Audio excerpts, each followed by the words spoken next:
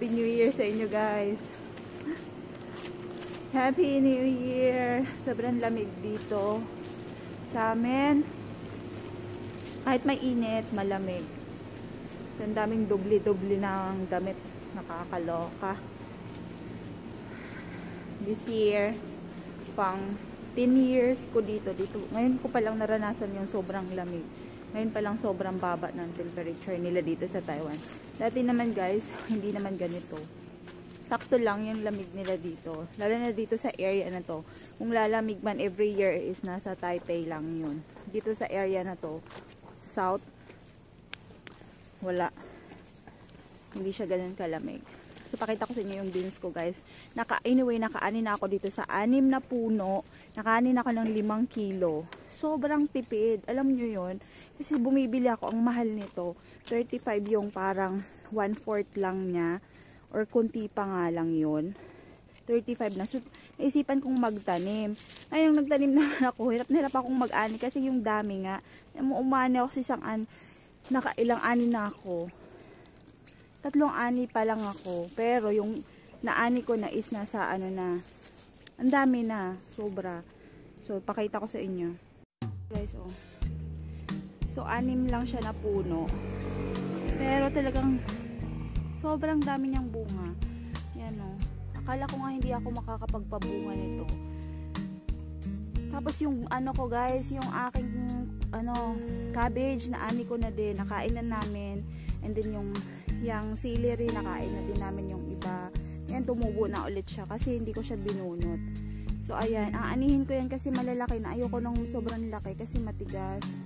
So, ito yung pinaka-last na cabbage na kukunin ko kasi ayan o, kinakakain na siya ng uod. Ito yung mga last na tinanim ko pagkatapos kong naani yung iba. Para meron pa rin akong aanihin.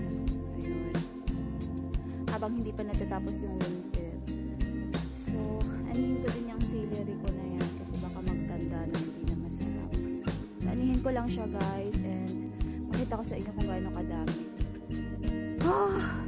So, ito na yung aking naani guys. Ito yung aking celery. Pipiliin ko lang kasi medyo marami na yung mas matanda. Piliin ko lang yung mas malambot pa.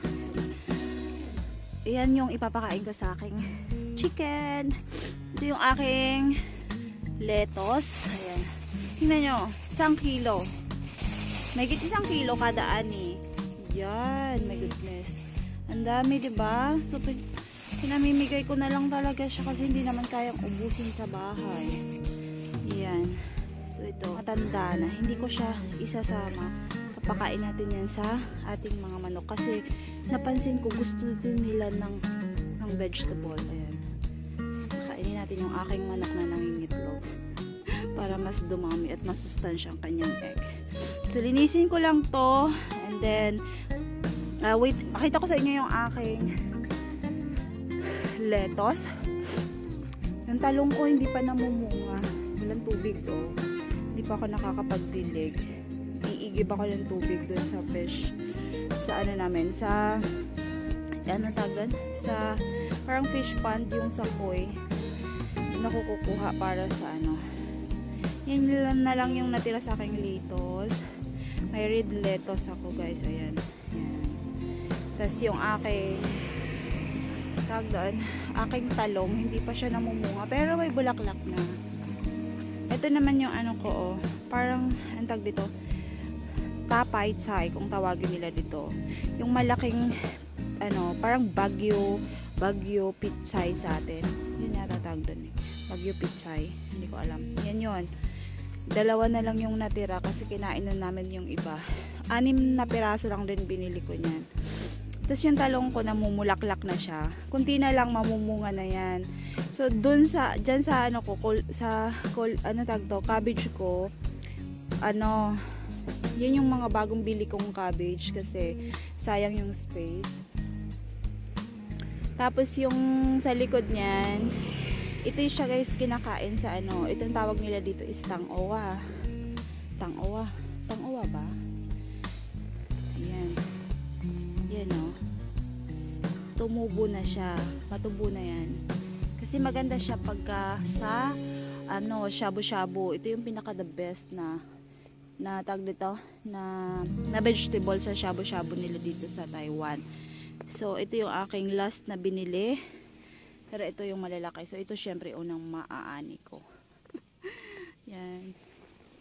Just look at my papaya. Marami na akong nakuha dyan guys sa aking papaya.